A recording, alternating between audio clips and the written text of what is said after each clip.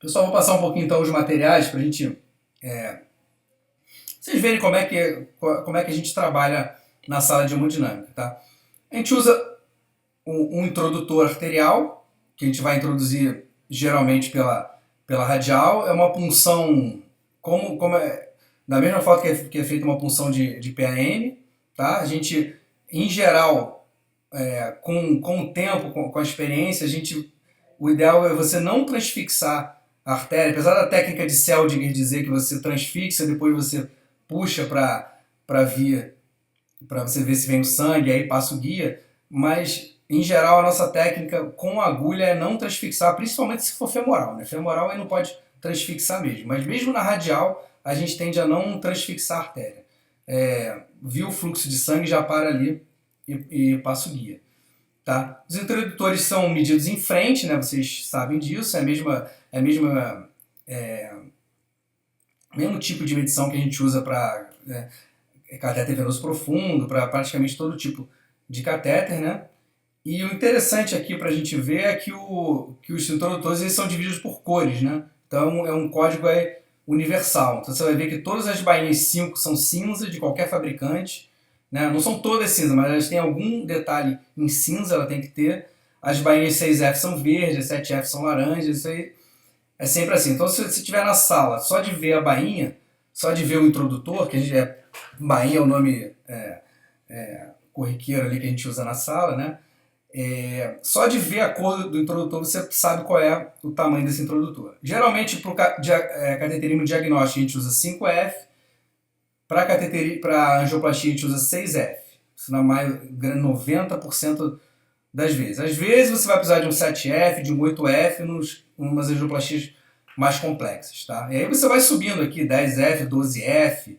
Uma TAV, por exemplo, uma TAV é 18F o introdutor. Só para a gente ter uma ideia da diferença do por que a TAV a gente tem muito mais complicação vascular. Né? Você vai de 5F do cateterismo para 18F numa TAV. Isso aí também vem diminuindo, já tem alguns introdutores menores ali em torno de 14F para TAV, mas mesmo assim a diferença é muito grande. Tá? Os guias, né, a gente usa um fio guia geralmente um fio guia 0,35 para navegar o catéter até a coronária, e a gente usa um fio 0,14 para fazer angioplastia. Basicamente é isso, a gente não tem uma grande gama de fios guia não. O guia 0,35 que a gente usa para navegar é basicamente um guia igual, é o mesmo guia que é usado em impulsão venosa profunda, só que maior, um guia de 150 centímetros, às vezes 180, mas é aquele mesmo guia de ponta J, a mesma coisa, tá?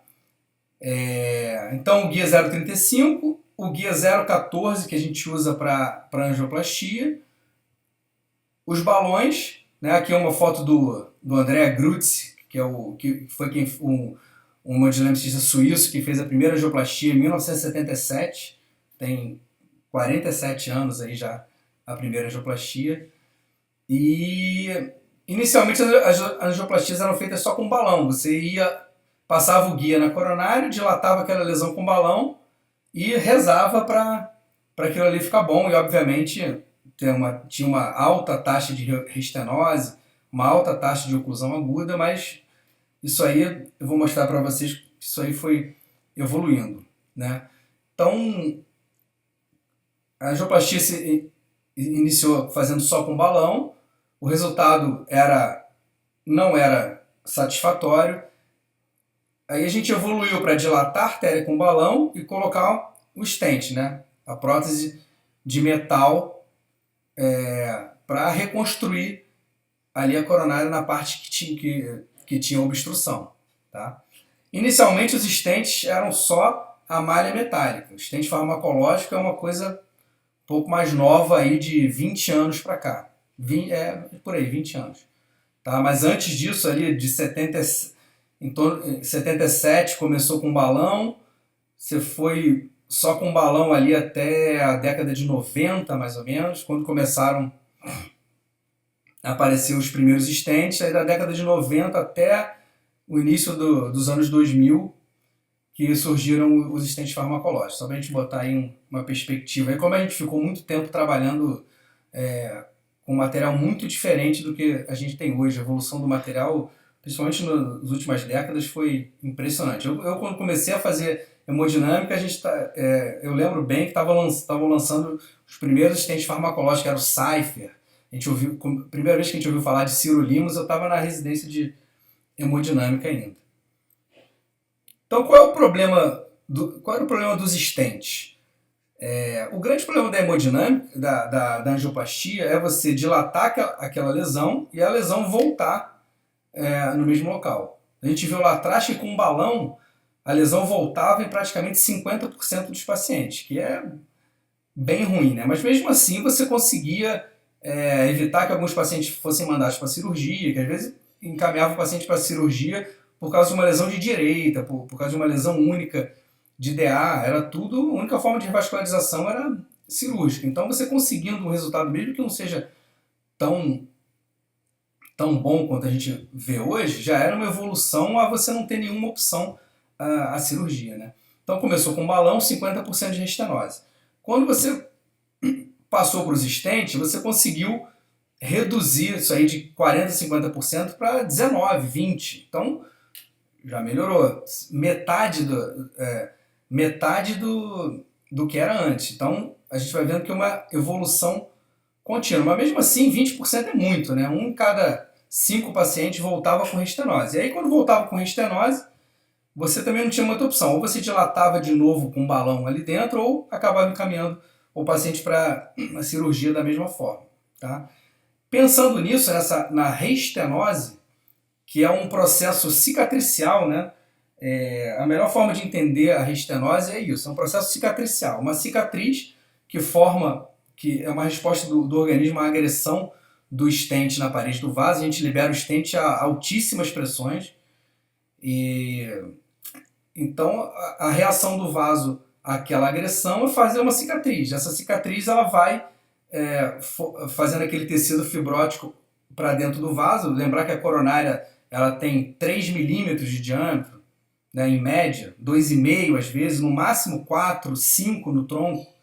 Então, é um vaso muito fino. Então, qualquer hiperplasia que você tem ali no stent, qualquer cicatriz, aquilo caminhando para a luz do vaso, causa uma reobstrução do fluxo. Então, esse era o grande problema da angioplastia aí no início com os stents convencionais, né?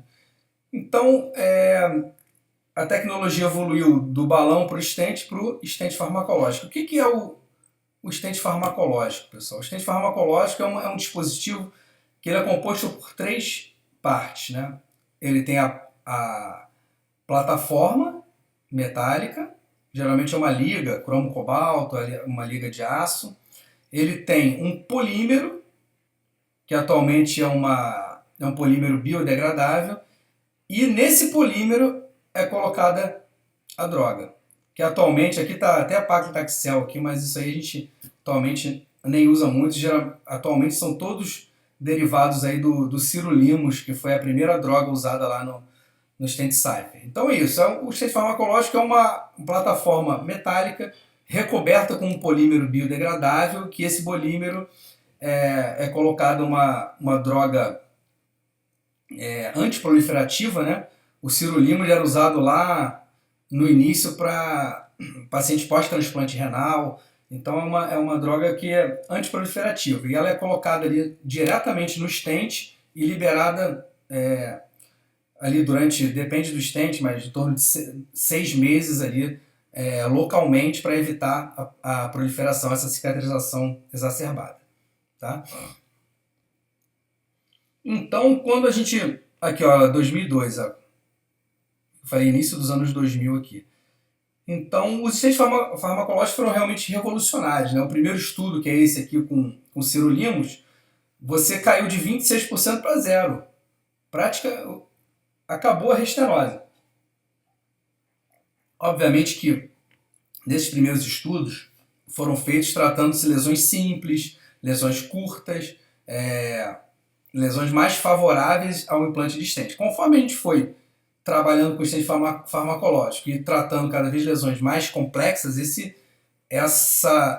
nível de restenose ele foi aumentando. O estente farmacológico ele também restenosa, mas é num nível incomparavelmente menor do que o estente convencional. E agora a gente usa atualmente os estentes farmacológicos de segunda geração, que eles têm a melhor navegabilidade, taxas quase nulas de trombose, que eu vou falar um pouquinho de trombose para vocês depois, a diferença do conceito de trombose e restenose, e taxas muito baixas de restenose. Mesmo lesões complexas, a gente fica ali abaixo de 10%, no dia a dia abaixo de 5% de restenose, mesmo tratando lesões mais complexas.